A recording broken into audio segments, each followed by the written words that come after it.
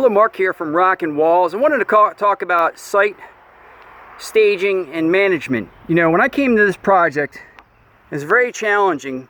There was a retaining wall that was basically right here against the porch. Now it was some just thrown stone, and then all this right here was just filled with dirt, and that was the first thing. So when I came to the job, you know, I saw that the retaining wall was way too close to the porch. If someone wants to ever work on the porch, replace the porch boards, they just really can't do so.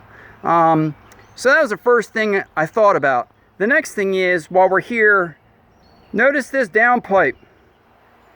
It goes into the earth. Well, where does it go? So when you're looking at a job, you got to really be very observant of your surroundings. Think about everything. So that's something to keep in mind. We'll talk about that shortly as we head out. But basically, the original wall here, I had to basically dig into this space with the dingo machine to get all the material out. So I had to start down here and then work my way up to pull the largest boulders that were all the way down here at the corner. Now, getting around to the other side of the property is possible, but a little bit challenging at the time. And we'll show that in a bit here. So basically, I pulled out all the stones. The homeowner helped me out with that. Over here, you can see my dirt pile. I basically kept it very close because I got to put it back at some point, and we'll need it. So, of course, you never want to get rid of dirt until the very end. So basically, the dirt went over here, easy to get to with the machine. You could drive back and forth and basically just pick it up and scoop it, and it makes it easy. Now I'm at the end of the job. Now we're talking about that drain pipe while we're here. It's really difficult to determine where the drain pipe goes, but there is the out, which is right over here on the driveway. The homeowner didn't know that, so I just had to basically try to determine where that was. All this area right here, as you can see where the grass is kind of burned out, was where we had hand stacked all the stone while we were working with it, because you couldn't really drive a machine over, because I didn't know if it was a corrugated pipe or a pipe that could handle the amount of pressure from the dingo. So you have to think about your staging, where the stone's going to go. Next, with this project, whenever you build a wall, you need to bring in more stone. That was the next obstacle. So with that in mind, you got to look at the yard. Now notice, which isn't a big deal, but it could be, right over here is the septic system, and the pipes, of course, run straight across the yard. So looking at this site, you can see there's just not a lot of parking. Very difficult for staging anywhere on the driveway. Also, more important is look at the driveway entrance. It's a bridge. If you have a trailer, a large truck, or something of that sort, almost impossible with this site. Not to mention this road is extremely busy and everybody's in a rush to get somewhere. So trying to get in and out makes it really tricky. Next, if we can't get a large truck in here, where exactly will we offload the stone that we're supposed to bring in? Well, can't all offload it that way. Can't really offload it up here, but there is a parking spot right up in this area, so we had to basically offload in this area, drive it down the street with the piggyback machine to then come up into the yard. Now you can see these are all things that you have to be very thorough in your determination of estimating a job. It's the little stuff that can really slow you down. So the good thing is I knew I could back in with a small truck and trailer, which allowed me to drop off the dingo in the dump trailer. Aside from that, you can bring in a small dump truck. That's it. So we basically drove up this little hill, which was about the only access in the yard to get up. Over here, there's a few pallets left, and those were where we staged all the pallets all the way out. So basically, I had all my pallets there. Oh, let me just backtrack. Right here is the water drain, right here. So you can figure out where that goes. You know, it kind of swoops around and heads back over to the house. But back to the pallets.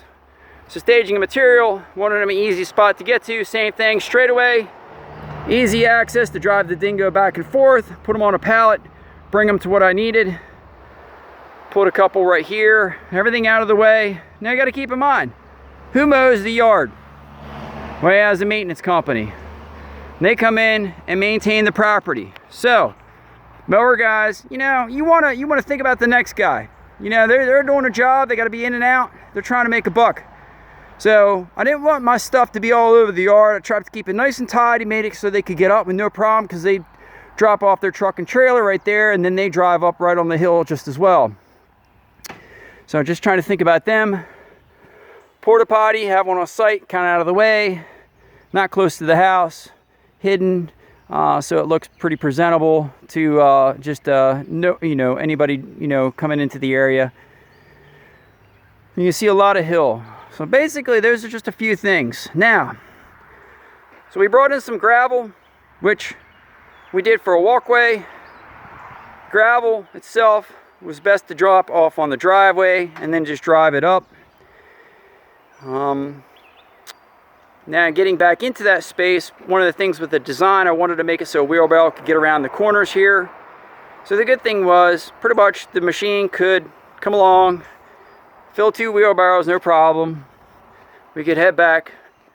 So of course, while we're working, doing the gravel and building even this wall, I always started at the back. You want to be furthest away, so you have the hardest section done.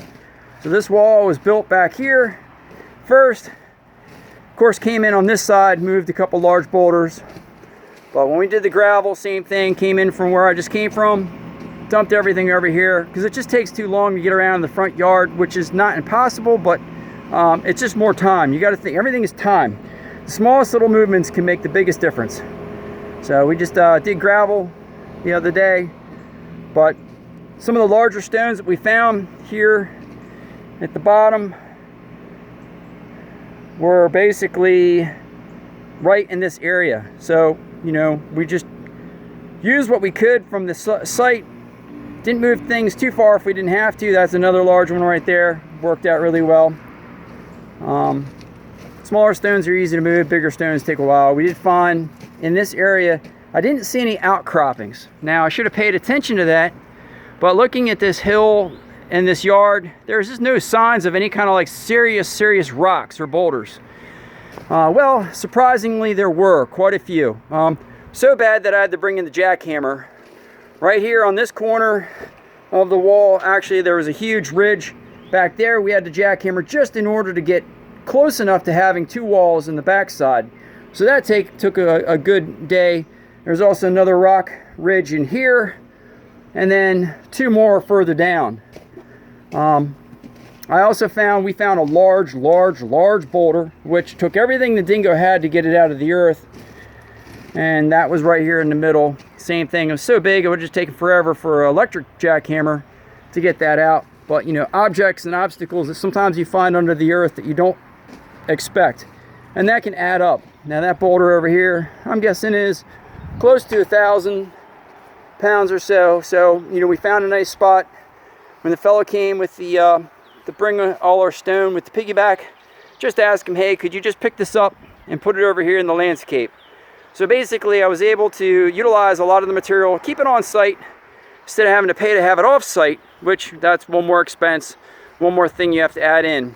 And a couple small boulders. I did take some boulders off site just because I brought the aggregate in, and I was able to piggyback off that trip, stone in, stone out. So a couple boulders I just kind of placed in a couple spots. Some of the plantings, like the hydrangea here, you know, there's 3 of them that basically got moved into the yard. Same thing, the homeowner was cool with that. He took care of that, and that all worked out well. So there's little things you got to really think about. What kind of equipment you'll use. 811 Miss Utility, you have to call before you dig. That's important. It just helps you just know where everything is if there's something there. It will not mark, they will not mark homeowner or lines that have been put in by, you know, someone without a permit. So most of the utilities and lines should be about 2 to 3 feet down, of course, but sometimes you will find things that you don't expect. Cable is one of those things that you typically will always find and typically cut Fiber optics are starting to come into a lot of spots, and oh my God, that's just another whole headache and hassle. But I hope this is a long little video, but I hope that it's helped those who are in the trades really think about their site and prepare and manage more. And lastly, just to talk about water runoff, you can see the large hill here. One thing that I did here with the walk path, I basically made sure that halfway up, a little bit further halfway up, that the grade is coming down this way, and then at the other end the grade is going the other way out. I also made sure that it was banked up on the foundation and banked up on the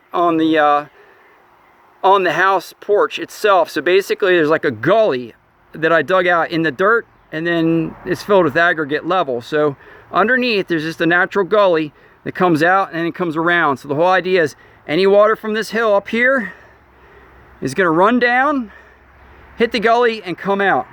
And so same thing, just trying to get it past the paver walkway here, and then it's just going to shoot right out the yard. So always look at your grades, look at your space. You can see the machine ripped up a lot of the grass, so now of course grass seed, straw, and all that.